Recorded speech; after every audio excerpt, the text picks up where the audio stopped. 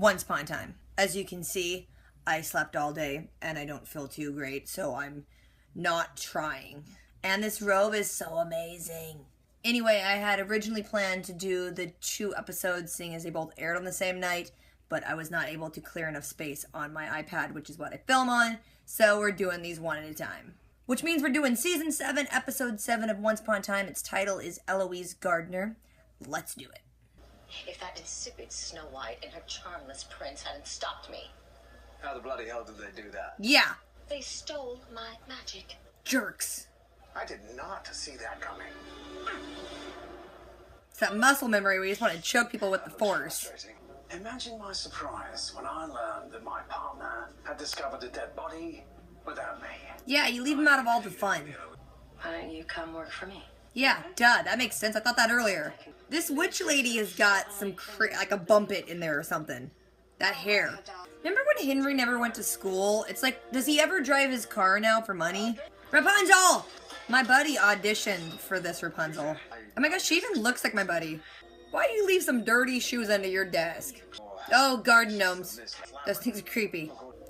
We sing. Sing, do it. Oh god, that freaking gnome is looking at you!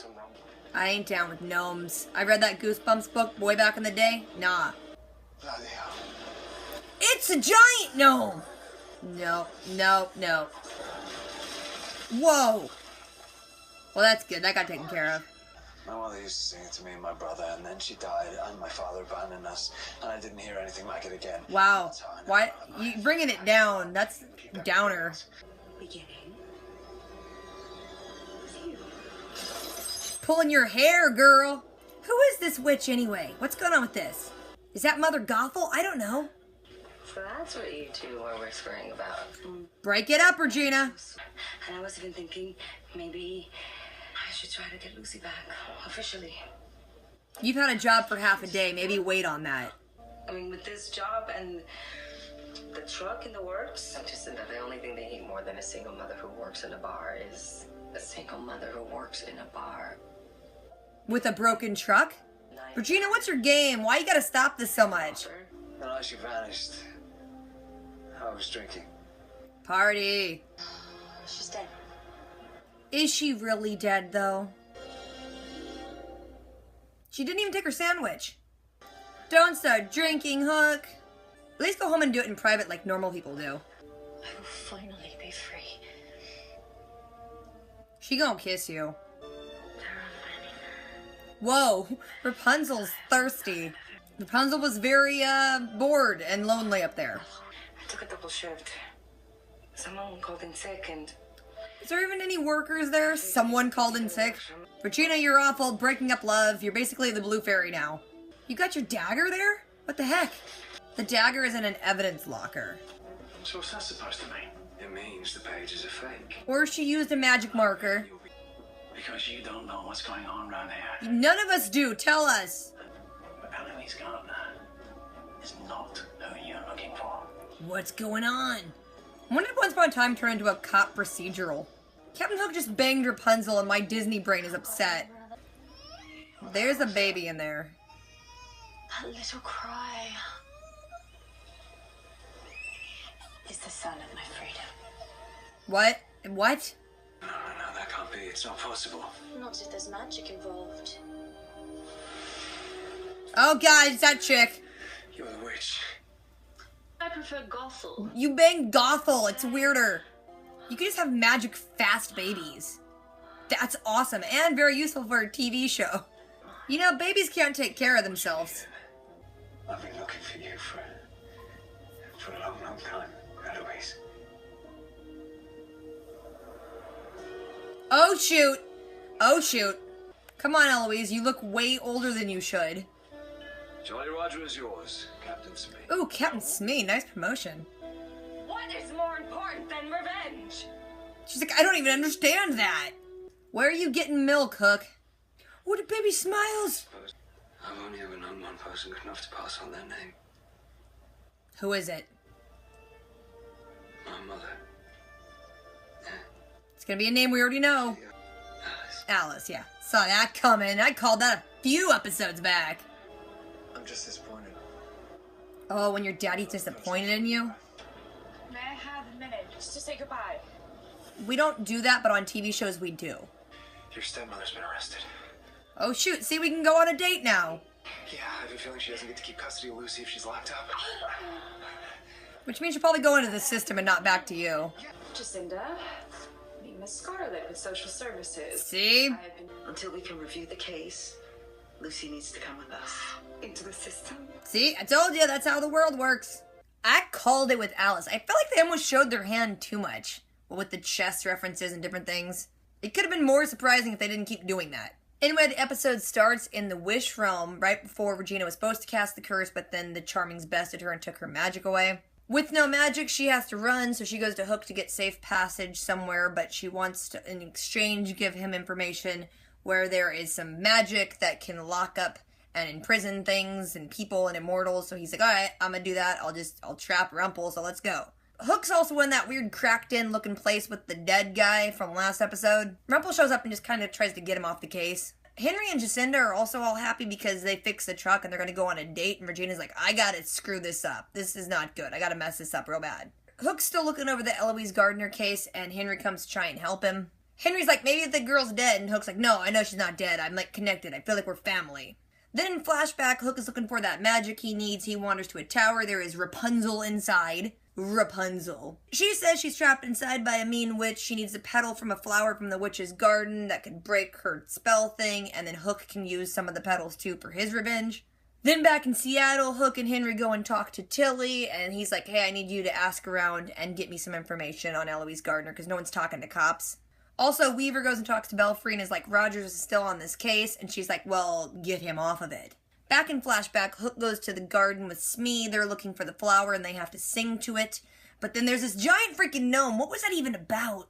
It was a small gnome that becomes a big gnome that tries to kill them. Hook sings a lullaby, finds a flower, and then like has to reiterate like, oh, my mom's dead, and my dad's dead, and my brother's dead, and everything's awful. Also in Seattle, we see that Belfry has gone up to the tower to talk to the witch. She sees that there's some dirt there and realizes that she's had visitors. She later finds underneath Ivy's desk high heels with dirt on them and puts it together. Because, you know, people just leave dirty high heels laying around. She goes and talks to the witch and realizes that Ivy is awake. She thinks the witch woke her up, but she's like, no, Ivy's been awake this whole time. Regina's trying to break up Jacinda and Henry because for some reason their true love's kiss will break the curse, but that's bad. I don't know how yet. She's basically like, yeah, you might get your daughter back, but if social workers talk to Belfry, she'll say that Henry's a bad guy, so you probably shouldn't be around Henry.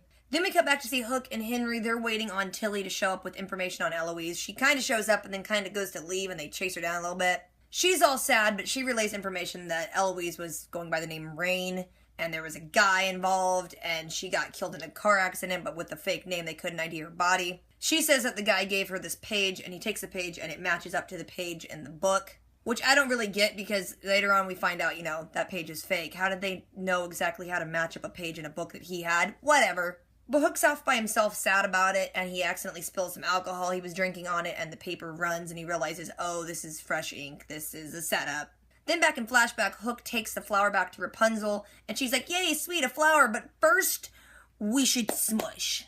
Then we see that Henry goes to talk to Jacinda, and she kind of brushes him off because she's worried about, you know, being around him to get her daughter back, and he doesn't understand why, but she's being mean all of a sudden, and Regina's all conflicted because she has to watch it. Then we see that in the evidence locker, Weaver has the Dark One's dagger. I don't know how he brought that with him or knew where to stash it, but he has it. Rogers comes in, confronts him with the page, saying it's a fake, and he admits, yeah, Belfry's kind of wanting me to get you off the case. He says that, believe it or not, he's doing things to help Hook Rogers, but he can't tell him because he wouldn't believe him anyway, so just stay off the case. So Rogers goes to talk to Belfry, but she's not in. He talks to Ivy, and Ivy is, like, in on stuff, so she gives him the information to track down Belfry's car. Then we go back to flashback. Hook is waking up after smushing with Rapunzel. There's a baby there, and apparently it's magic because they did bang and she did get pregnant, but the magic sped up and the next morning she has a baby. Then it's revealed that she is not Rapunzel, she is Gothel, and the real Rapunzel trapped her in that tower, and so she needed to be free, but she needs someone from her bloodline to stay in the tower, kind of like a swap.